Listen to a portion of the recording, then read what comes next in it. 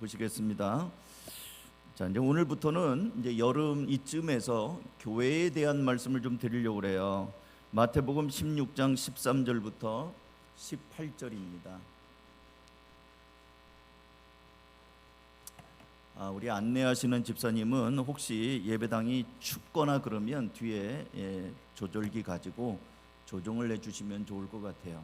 어떤 분은 춥다고 그러고 어떤 분은 덥다고 그러니까 맞추기가 쉽진 않을 것 같은데 우리 어르신들은 많이 또 추워하시는 것 같고 그러니까 잘 보셔서 온도를 적당하게 조절해 주십시오. 마태복음 16장 13절에서 18절입니다. 제가 읽어드릴게요.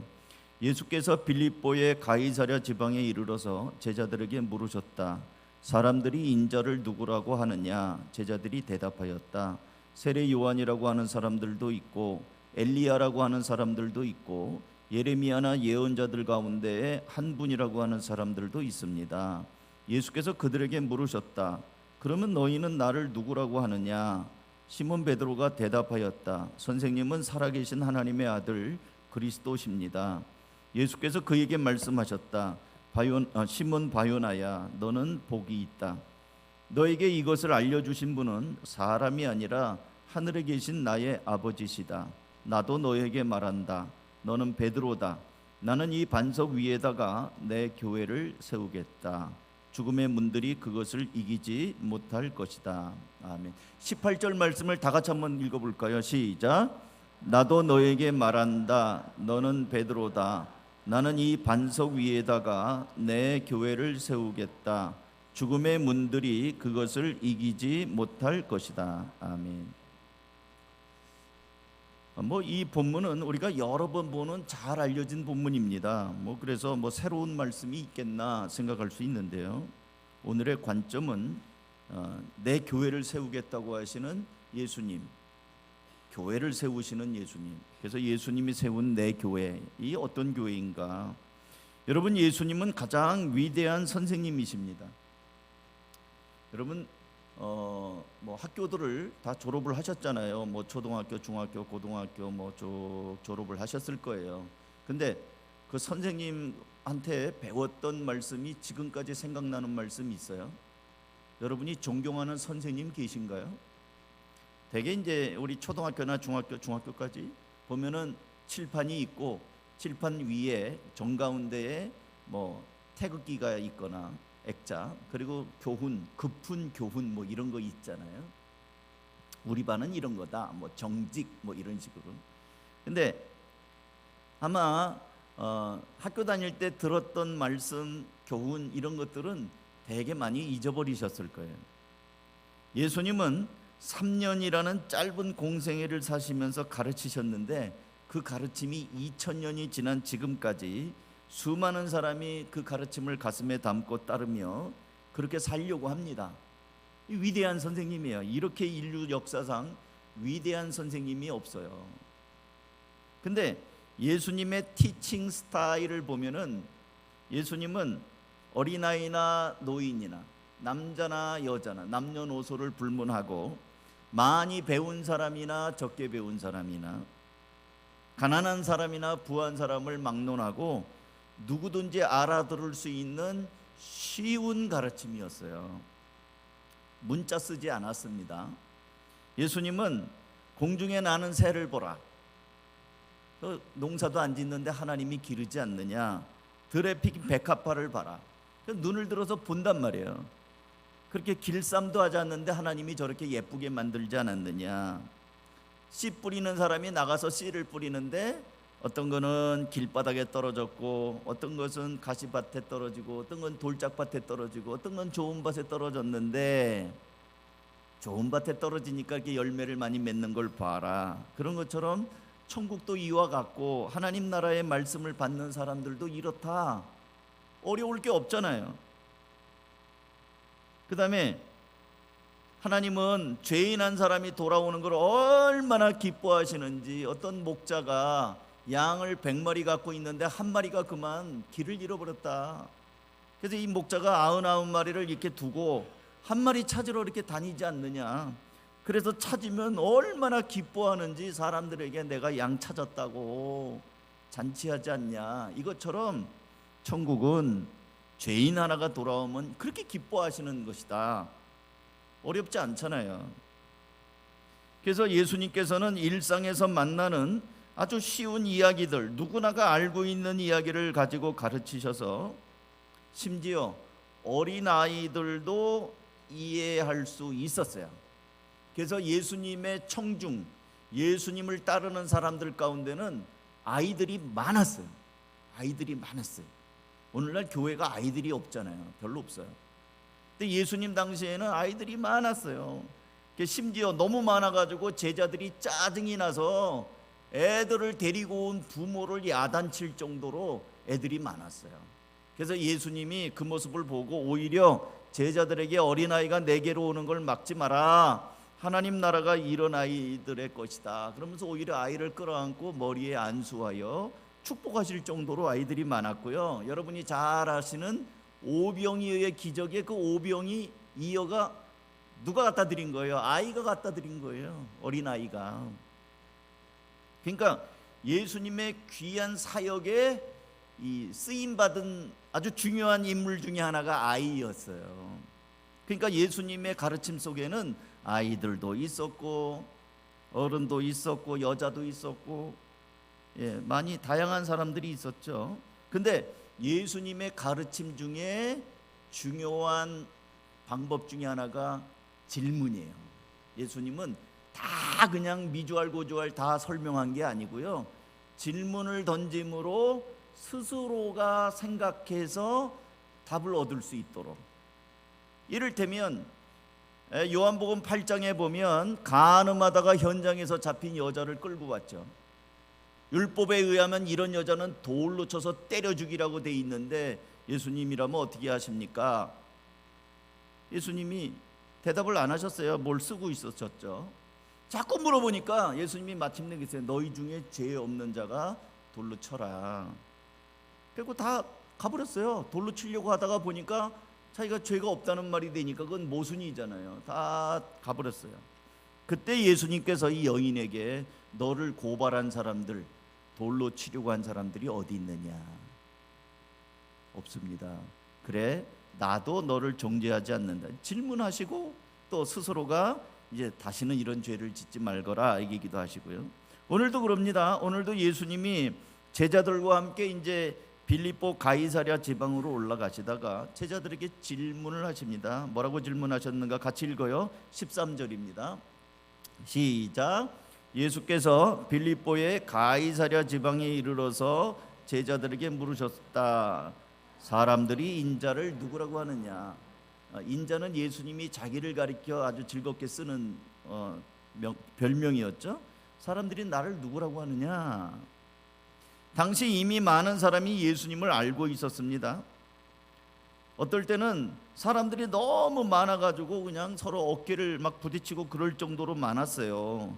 예수님의 기적의 현장을 목격하기도 했고 어떤 사람은 기적의 당사자로 뭐 눈을 뜬다든지 뭐 다리를 고친다든지 그랬죠. 수많은 사람들이 예수님을 알고 있을 때예요. 그러니까 사람들이 나를 누구라고 하느냐라고 물어보니까 제자들이 당연히 대답을 하죠. 어떤 사람이 말하기를 선생님 세례 요한이래요. 어떤 사람은 선생님은 엘리야래요. 엘리야는 갈멜산에서 불이 떨어진 선지자예요. 능력이 나타났죠. 어떤 사람은 선생님을 향하여 예레미야라고 합니다. 예레미야는 이스라엘을 위해서 울던 선지자예요. 또 어떤 사람들은 말하기를 우리 조상 가운데 있었던 어떤 선지자 중에 하나라고 이야기합니다. 아주 여기저기서 자신 있게 이야기를 합니다. 예수님이 다 들으시고 두 번째 질문을 또 하십니다. 같이 읽어요. 두 번째 질문 15절 시작. 예수께서 그들에게 물으셨다. 그러면 너희는 나를 누구라? 그래, 사람들은 그렇게 얘기해. 그러면 너희는 나를 누구라고 하느냐? 사랑하는 제자들을 바라보면서 예수님의 던진 이 질문은 매우 의미심장했습니다. 왜냐하면 지금까지 우리 애들이 중간고사 보고 기말고사 보잖아요. 기말고사 끝나면 방학해요. 그러니까 중간고사, 기말고사는 중간평가예요. 그러니까 어떤 면에서는 그래, 그러면 너희는 나를 누구라고 하느냐? 이거는요 기말고사 비슷해요. 그동안 나를 따라왔는데 너희들이 지금 나를 생각하는 수준이 뭐냐? 어떤 정보를 물어보려고 하는 게 아니고요. 제자들이 지금 예수님을 향하여 얼마만큼 고백하고 알고 있는가. 조금 있다가 이제 시몬 베드로가 이제 맏형이죠. 대답을 합니다. 16절 같이 읽어요. 시작. 시몬 베드로가 대답하였다. 선생님은 살아계신 하나님의 아들 그리스도십니다. 이게 한 문장으로 되어 있는데요. 두 가지예요. 선생님은 하나님의 아들이십니다. 선생님은 그리스도이십니다. 그리스도라는 것은 구원자, 메시아라는 뜻이거든요. 베드로의 이 고백을 듣고 예수님이 말씀하셨어요. 17절 18절 예수께서 그에게 말씀하셨다. 시몬 바요나야, 너는 복이 있다. 너에게 이것을 알려주신 분은 사람이 아니라 하늘에 계신 나의 아버지시다. 자, 두 가지예요. 예수님을 향하여 하나님의 아들 그리스도라고 고백하는 것이 복이에요. 교회를 다니면서도 이 눈에 이 백태가 껴가지고 귀에 뭐가 맥혀가지고 교회는 다니는데 예수님이 누군지 모르는 사람이 많아요. 근데 이 베드로가 주님은 그리스도시고 하나님의 아들이라고 고백을 하는 걸 들으시고, 야, 네가 지금 복을 받은 사람이구나. 여러분, 우리는 복을 받는 거를 되게 돈 많이 벌면 복 받았다고 생각하고요, 진급하면 복 받았다고 생각하고요, 뭔가 주식을 투자했든지 땅을 샀든지 이랬는데 올랐다 그러면 대박 복을 받았다고 생각해요. 근데 예수님은 그런 걸 복이라고 하지 않아요. 눈이 열리고 주님을 하나님의 아들로 고백하는 거, 이게 복 받은 거예요. 그럼 여러분 복 받았는지 안 받았는지 한번 스스로가 질문해 보세요.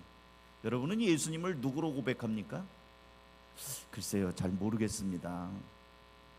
아직 복을 못 받은 사람이에요. 가봐야 알죠. 아직 복을 못 받은 사람이에요. 뭐 천국 누가 봤어? 있나? 아직 복을 못 받은 사람이에요. 신문 보면 토끼띠, 뭐 말띠, 이거 오늘의 운세 이거 먼저 눈길이 가는 사람, 아직 복이 없는 사람이에요.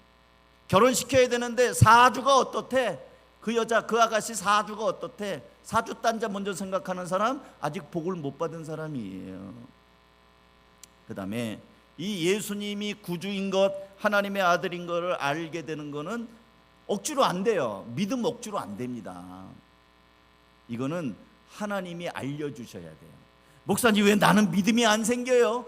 할 수 없어요. 기다려야 돼. 어떻게 하겠어요? 믿음 안 생기는 걸 억지로 하겠어요?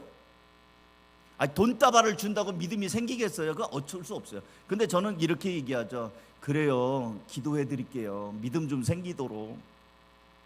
우리 어머니가 저한테 그랬거든요. 아들아, 너는 목사인데 목사의 엄마인 나는 왜 이렇게 믿음이 안 생기냐? 아들이 목사라고 해서 자동으로 믿음이 생기는 거 아니에요. 제가 그랬어요. 엄마, 콩나물 시루 여러분 아시죠? 콩나물 시루에 콩을 기를 때 보면은, 콩나물 기를 때 보면 물을 붓잖아요. 물은 쭈르륵 다 빠져나가요. 근데 자고 사는 사이에 보면 콩나물이 어느새 한 뼘이 자라 있어요. 그 얘기를 제가 드리면서, 엄마, 믿음은 억지로 안 돼. 하나님이 주셔야지. 믿음도 선물이야. 그런데 물은 계속 줘야 돼. 교회 빠지지 마세요. 교회 계속 가세요. 예배 빠지지 마세요. 그러면 어느 순간에 하나님께서 믿음을 주실 거예요. 그래서 저희 어머니가 교회를 열심히 다녔습니다. 그리고 예수님이 구주이심을 고백하시기 시작했어요. 하나님이 열어주셨구나. 이 복을 받아야 돼요. 복을 받아야 믿음이 생기고요, 하나님이 도와주셔야 믿음이 생겨요. 그리고 예수님께서는 베드로의 그 고백을 딱 잡고, 너를 내가 반석으로 삼겠다. 그리고 내가 너에게 이 교회를 세우. 18절입니다. 다 같이 읽어요. 시작. 나도 너에게 말한다. 너는 베드로다. 나는 이 반석 위에다가 내 교회를 세우겠다. 죽음의 문들이 그것을 이기지 못할 것이다. 교회를 세우겠다 그래. 내 교회, 내 교회. My church. 내 교회. 이 내라는 말이 중요해요. 소유가 주님에게 있어요. My, 내 거, my church, 내 교회. 이 교회는 주님의 것이에요. 근데 신구약 성경을 통틀어서 교회라는 단어가 여기 최초로 나옵니다. 최초로 예수님의 입에서 최초로 나온 게 이 구절이에요.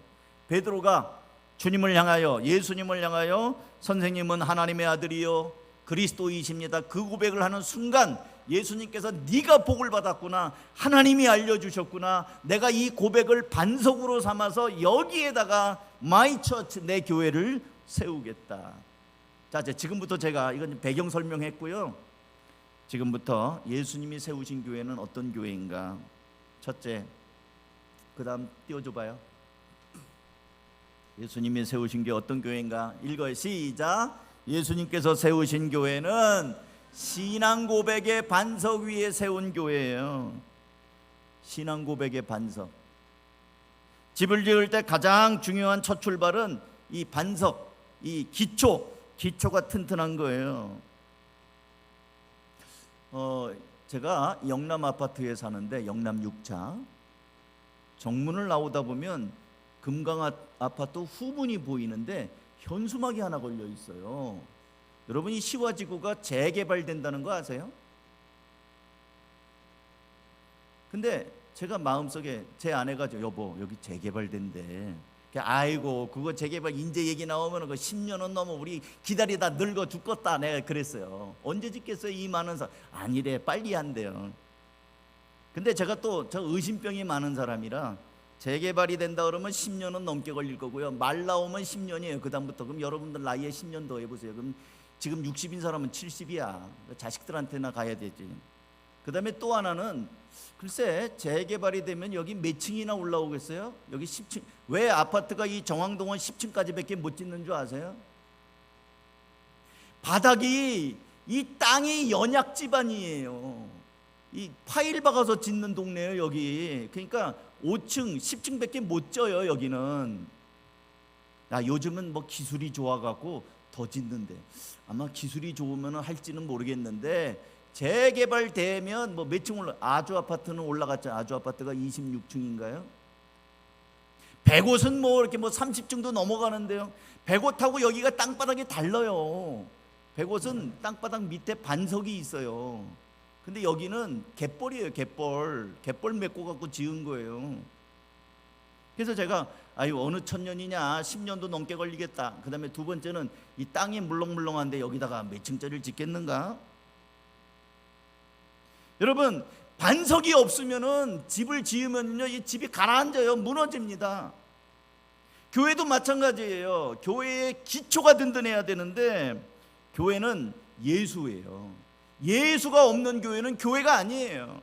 예수에 대한 신앙 고백이 없으면 그 교회는 더 이상 교회라고 할 수가 없어요. 교회가 집중해야 되는 것은 예수입니다. 요한복음 3장 16절. 하나님이 세상을 이처럼 사랑하셔서 외아들을 주셨으니 이는 그를 믿는 자마다 멸망하지 않고 영생을 얻게 하여. 우리 많이 외우지 않습니까? 예수를 주셔서 예수 믿고 영생 얻는 것이 우리가 신앙의 이유예요. 여러분, 예수 왜 믿어요? 구원받으려고 믿는 거예요. 1차적으로 하나님이 예수를 보내주셔서 우리가 예수 믿음으로 멸망하지 않고 영생을 얻기, 영생 못 얻으면 예수 믿을 필요 없어요. 예수를 왜 믿어요? 구원받으려고 믿는 거예요. 죄로부터, 이 사망, 멸망으로부터 우리가 구원받기 위해서 예수 믿는 겁니다. 예수 믿고 착해지려고 믿는 거 아니에요. 이 그리스도인들이 착해봐야 얼마나 착하겠어요? 불교 믿는 사람보다 착하겠습니까 우리가? 천주교인들보다 착한 줄 아세요? 천주교인들 얼마나 착한 줄 아세요? 타종교 사람들이 참 착한 사람들 많아요. 우리가 그 사람들하고 비교해서 얼마나 우리가 착하겠어요? 다 똑같은 죄인들인데 우리는 우리의 죄를 구원하시는 그 예수를 믿고 하나님의 자녀가 돼요. 비록 나는 부족하지만 하나님이 내 죄를 다 씻어주시고 용서하시고 내가 너를 하나님의 자녀로 삼는다. 이거 법적인 거예요. 법적인 거. 여러분이 배 아파서 낳은 친자식하고 여러분이 입양했어요, 누군가를. 그래서 입양한 자식도 내 호적에 올렸다고 칩시다. 그러면 나중에 유산 분배할 때 내 배 아픈 친자식은 더 많이 주고 입양한 자식은 덜 줍니까? 똑같이 줘요. 이게 법이에요. 그러니까 하나님 앞에 우리는 법적으로 비록 죄인이지만 법적으로 예수 그리스도의 보혈로 말미암아 하나님의 자녀로 입양이 된 거예요. 양자가 된 겁니다. 그러려고 우리 예수 믿어요. 1차적으로는 구원받으려고 예수 믿습니다. 구원이 없다면 신앙의 뿌리가 흔들려 버리는 거예요. 로마서 4장 25절 또 읽습니다. 시작. 예수는 우리 범죄 때문에 죽임을 당하셨고 우리를 의롭게 하시려고 살아나셨습니다. 그 예수, 우리 죄 때문에 죽고 우리를 의롭다고 해서 부활하신 그 예수가 우리 교회의 기초예요. 사도행전 4장 12절 또 읽습니다. 시작. 이 예수밖에는 다른 아무에게도 구원은 없습니다. 사람들에게 주신 이름 가운데 우리가 의지하여 구원을 얻어야 할 이름은 하늘 아래에 이 이름밖에 다른 이름이 없습니다. 예수 외에는 구원이 없다는 거예요. 교회의 기초 예수예요. 예수는 교회를 세우시고 교회의 머리가 되시고 교회에 속한 사람들을 구원하시고, 그러니까 예수에 대한 신앙이 흔들리면 반석이 깨져버리는 거예요. 교회는 무너집니다. 그렇기 때문에 우리는 끊임없이 하나님의 말씀을 묵상하면서 예수를 알아야 되는 거예요. 예수. 그러니까 교회 다니면서 우리가 다음 세대에 가르칠 것도 예수를 가르쳐야 돼요. 이번에 캠프할 때도 예수님을 중심으로 마음의 안경을 바꾸는 것도 왜 바꾸냐? 예수님이 열어주신 그 가치관을 가르쳐줘야 되는 거죠. 예수. 근데 오늘날 많은 사람들이 고리타분하게 생각해요. 예수에 대해서. 그냥 교회는 신나고 즐거운 놀이만 많이 생각을 해요. 그리고 예수님보다는 예수님의 능력을 힘입어가지고 돈 버는 것 쪽으로 가요. 핀트가 자꾸 안 맞아요. 예수 자체에 초점을 맞춰야 되는데 지엽적인 거, 어떻게 하면 행복하게 살까, 어떻게 하면 우리가 돈도 많이 벌고, 어떻게 하면 우리가 안정적으로 살고, 어떻게 하면 이 세상에서 즐겁게 살 것인가, 그거를 위해서 내 마음이 평안해지기 위해서 교회를 다닌단 말이에요. 그러니까 이 반석이 균열이 생겼어요. 얼마 안 가서 우지끈 무너진단 말이죠. 그 다음에 또 예수님께서 세우신 교회는 어떤 교회냐? 두 번째 또 질문도 또 한번 띄워주세요. 제목. 자, 2번 같이 읽어요. 예수님께서 세우신 교회는 어떤 교회입니까? 세상을 밝히는 교회예요. 지금 이것도 저는 한번 말씀드렸는데요. 예수님께서 지금 제자들을 데리고 올라가는 가이사랴 빌립보는 황제의 도시라고 제가 말씀을 드린 적이 있어요. 세상입니다. 근데 예수님이 제자를 데리고 이 화려한 도시를 향해서 올라가고 있단 말이에요. 근데 여러분, 화려한 세상이지만 자세히 들여다보면 화려함 이면에는 어둠 속에서 방황하는 영혼들이 있어요. 우리나라가 왜 자살률이 1위예요? 우리나라 자살률 1위입니다. 이혼율 1위예요. 대한민국 역사에서 지금처럼 잘 사는 때가 없어요. 경제적으로 아무리 어렵다 그래도요, 우리나라가 세계에서 13번째 또는 12번째 경제 대국이에요. 아니 5천만 밖에 안 되는 작은 나라인데 경제 규모가 전 세계 250 몇 나라 중에서 이렇게 된다고요. 차가 얼마나 많은지. 근데 사람들의 마음 가운데는 공허해요. 그러니까 당신 행복하냐? 행복 지수가 방글라데시만도 못해요. 우리나라 행복 지수가. 세계에서 가장 행복하다, 나는 행복하다 한 나라가 부탄인가? 그런 나라라고 그러지 않았습니까? 얼마 전까지는 뭐 방글라데시네, 부탄, 다 가난한 나라들이에요. 근데 우리나라는 경제적으로도 넉넉하고 그런데 자살률도 많고 이혼율도 높아요. 그러니까 화려한 세상이지만, 황제의 도시처럼 화려한 세상이지만 사람들 마음 가운데 공허하고 방황하는 사람들이 많습니다. 교회는 이러한 어두운 가운데서 하나님이 이 화려하지만 어두운 그 아주 그냥 그 아이러니한 역설적인 이런 가운데 교회를 세웠어요. 여기에서 빛을 발하라는 거예요. 예수님께서 우리를 향하여 너희는 세상의 빛이다. 여러분, 여기서 자동차로 한 10분이면 오이도로 갈 수 있어요. 오이도의 명물이 뭐냐면 빨간 등대입니다. 드라마에도 나왔고 연인들이 데이트를 위해서도 오고요. 빨간 등대에는 많은 낙서들이 돼 있어요. 우리 사랑 변치 말자, 뭐 갑순이와 갑돌이 왔다 가다, 뭐 이런 식으로 많이 써놨어요. 거기 새카맣게. 그리고 빨간 등대 주변에는 조개구이, 바지락 칼국수 집이 한 100여 군데가 쫙 늘어서 있고요. 차 타고 가면 막 우리 오라고, 여기서 밥 먹으라고, 우리 집에서 먹으라고. 횟집들이 늘어져 있습니다. 근데 안타까운 거는 그 빨간 등대는 죽은 등대예요. 여러분, 빨간 등대는 불을 안 켜요.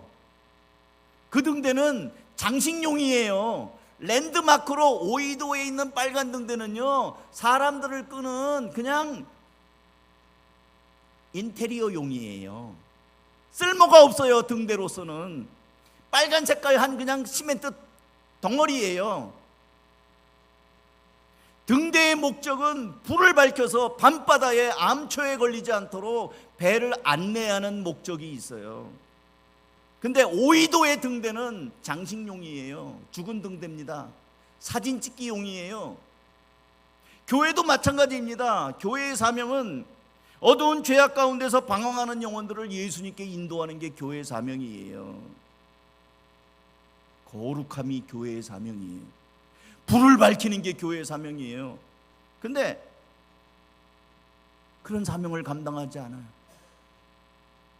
멋있게 지었는데 영혼 구원이 이루어지지 않아요. 교회가 힘을 잃고 있습니다. 하나님의 교회라는 이단이 있습니다. 또 몰라요. 이 영상 나가면 하나님의 교회가 왜 나를 이단으로 하느냐, 명예훼손으로 저를 고소할지 모르겠는데, 하나님의 교회 이단입니다. 근데 하나님의 교회, 우리는 신천지 이단 그러는데요, 제가 볼 때는 신천지보다 무서운 게 하나님의 교회예요. 하나님의 교회는 지금 예배당을 잡아먹고 있어요. 예배당이 옛날에는 건물만 지으면 사람들 많이 올 것이다 이래가지고요, 막 무리해서 빚 얻고 대출 얻고 막 이래갖고 예배당을 지어요. 멋있게. 교회마다 수십억 수백억씩 빚을 가지고 예배당을 짓습니다. 근데 못 갚잖아. 이자가 산더미처럼 쌓이니까 경매 넘어가요. 예배당도 경매 넘어갑니다. 그 경매 넘어간 교회를 덥석덥석 잡아먹는 게 하나님의 교회예요. 벌써 시와에도 몇 개가 있고요, 부천으로 가다 보면 멋지게 잘 지은 교회가 어느 날 보니까 십자가가 떨어졌어요. 이거는 하나님의 교회 간판으로 바뀌었어요. 교회가 영혼 구원의 사명을 다하지 아니하고 다른 일에만 관심을 가지니까 무너지는 거예요. 마태복음 5장 14절, 너희는 세상의 빛이다. 산 위에 세운 마을은 숨길 수 없다. 16절, 이와 같이 너희 빛을 사람에게 비추어서 그들이 너희의 착한 행실을 보고 하늘에 계신 너희 아버지께 영광을 돌리게. 우리가 빛이란 말이에요. 여러분, 등대가 불을 밝히려면요, 램프가 살아있어야 돼요. 램프. 그래서 낮에는 충전을 하고 밤에는 밤새도록 돌아가야 되는 거예요. 그 램프가 바로 우리란 말이에요. 여러분, 한 사람 한 사람이 그 전구따마란 말이에요. 불을 밝히는 전구따마. 그래서 하나님께서 여러분을 사용하셔서 세상을 밝히는 이 교회가 그거를 해야 된단 말이죠. 근데 이 램프가 다 꺼져 있어요. 그리고 어디에 관심이냐, 돈 버는 데만 관심이 있단 말이에요. 영혼에 대해서는 관심이 없고, 그러면 죽은 등대가 되는 거예요. 등대는 예쁠 필요가 없어요. 빛만 잘 발휘하면 돼요. 등대가 뭐 잘생길 필요가 뭐가 있어요. 세계 곳곳에 등대 검색해 보세요. 다 모양들이 천차만별이에요. 그러나 불이 밝으냐 안 밝으냐, 세상을 밝히기 위해서 예수님이 세우셨습니다. 마지막으로 하나만 더 하겠어요. 세 번째, 또 한번 띄워줘 보세요. 같이 읽어. 시작. 세상을 향하여 나아가는 교회. 세상을 향해 나아가는 교회. 예수님께서는 화려한 황제의 도시 가이사랴 빌립보를 향해서 올라갑니다. 세상을 향해서 올라가요. 누구랑? 제자들이랑. 그리고 신앙 고백을 확인한 다음에 내 교회를 세우겠다고 했는데, 그 내 교회를 세우겠다는 것이요, 그 박해가 없는 뭐 그런 데다 세우는 게 아니고, 좋은 데다 세우는 게 아니고요, 황제의 도시에다 세우는 거예요. 세상 한복판에다가. 그러면 세상을 향하여 나아가야 되죠. 자, 마태복음 28장 19절, 여러분이 잘 아는 말씀이에요. 같이 읽어요. 시작. 그러므로 너희는 가서 모든 민족을 제자로 삼아서 아버지와 아들과 성령의 이름으로 세례를 주고 내가 너희에게 명령한 모든 것을 그들에게 가르쳐 지키게 하여라. 보아라, 내가 세상 끝날까지 항상 너희와 함께 있을 것이다. 우리 영혼 구원하여 제자 삼는 구절에 아주 대표적인 요절이에요. 그죠? 세례를 주고 가르치고 지키게 하라. 근데 여기에 강조점은 영혼 구원하여 제자 만드는 건데, 그에 앞서서 시작점이 뭐예요? 그러므로 너희는 가라는 거예요. 가지 않으면 영혼 구원 안 됩니다. 가야죠. 사람을 만나야죠. 교회는 끊임없이 가야 돼요. 여러분, 오늘 예배 끝나고 가셔야 돼요. 예배당에서 살면 안 돼요. 가야 됩니다. 교회는 야전사령부와 같아요. 전쟁터에 천막 치고 지휘관들이 모인 야전사령부, 한참 전쟁하고 돌아와가지고는 다음 작전 지도 펴놓고 어디 폭격을 해야 된다, 어디 때려야 된다, 야전하잖아요. 우리 그 전쟁 드라마에서 보면 그 나오지 않습니까? 그게 교회예요. 교회는 레스토랑이 아닙니다. 카페가 아니에요. 교회는 그리스도의 군사들이 모여서 작전 명령을 하달받고 나아가야 되는 겁니다. 오늘 우리가 누구에게 나가야 되는가? 그 사람들을 어떻게 만나고 어떻게 전도해야 되는가? 교회는 싸울 줄 모르는 오합지졸들이 모여서 수다 떠는 그런 다방이 아니에요. 빵집이 아닙니다. 물론 교회에서 빵도 먹어야죠. 차도 마셔야죠.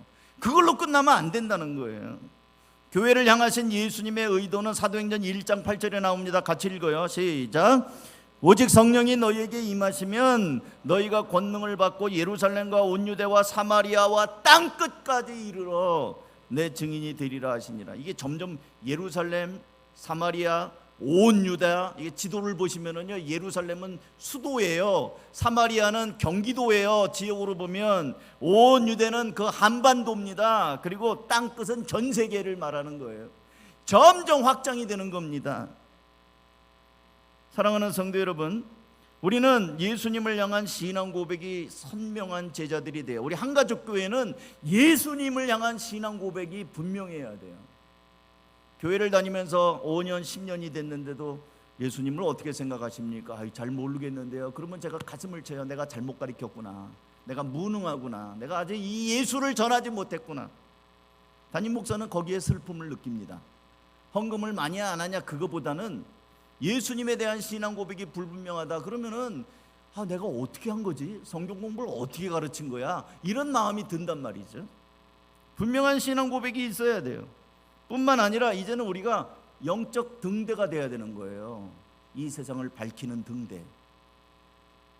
한 사람 한 사람이 불 밝히는 거예요. 떨어진 곳마다 예수의 빛을 내는 거죠. 그리고 그런 사명으로 계속 가는 겁니다.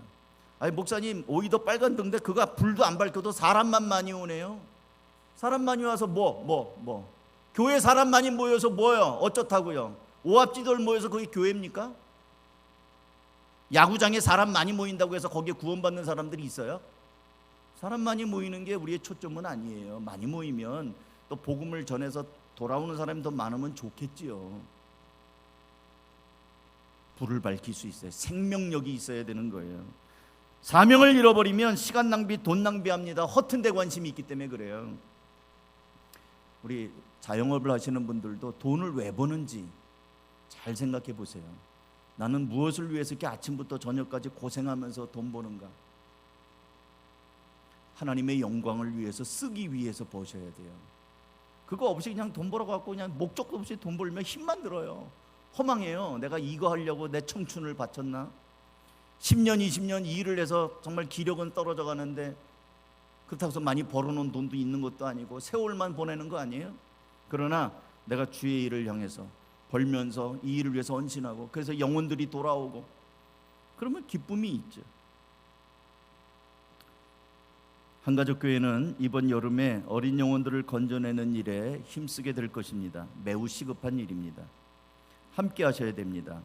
그래서 나중에 주님이 잘했다 칭찬하실 날이 있을 겁니다. 그걸 바라보면서 우리가 불을 밝히고 앞을 향해 나가고 나의 이 신앙 고백이 어린 영혼에게도 전이가 되고 그러면서 우리가 다음 세대를 건지는 일에 쓰임이 될 수 있기를 주님의 이름으로 축원합니다. 기도하겠습니다.